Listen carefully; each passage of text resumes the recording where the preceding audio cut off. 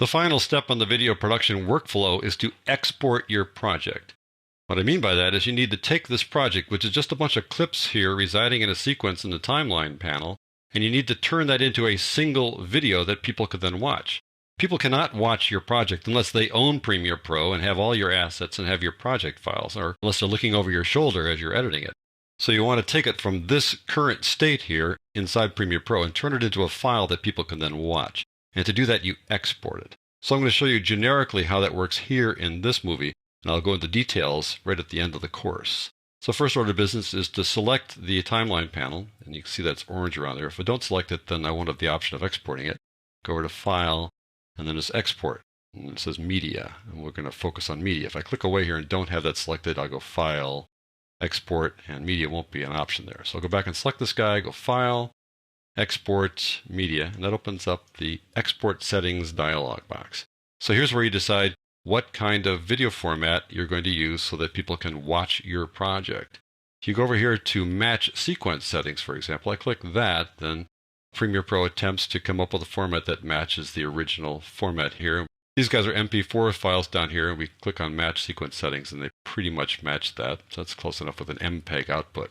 But I want to just go beyond the easy approach here and show you some other options, so I'll uncheck that. We'll go, let's say, to H.264, which is what these guys really are down here. They're MP4 files. Once you do that, then you have what are called presets.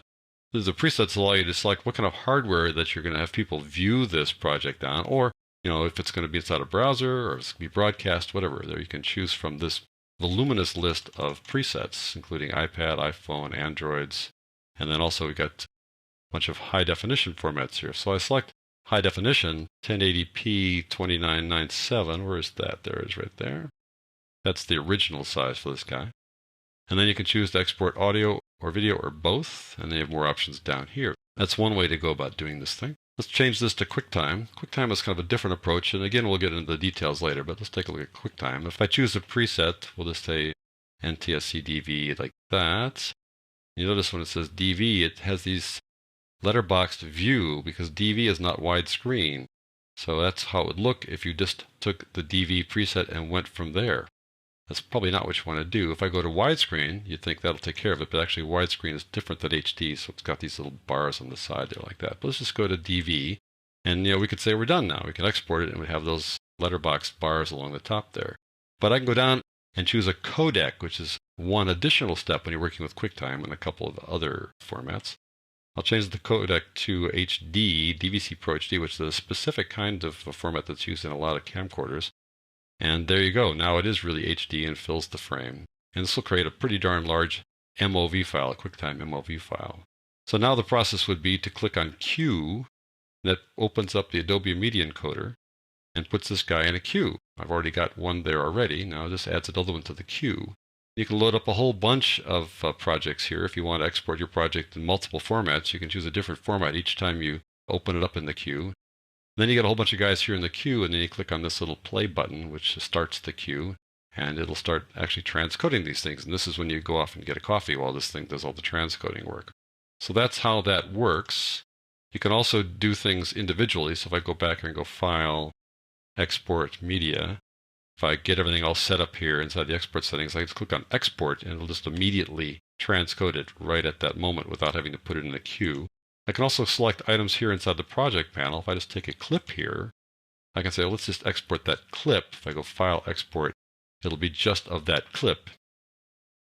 It'll say entire clip down here, saying that you're exporting the entire clip. You can also do a part of the clip.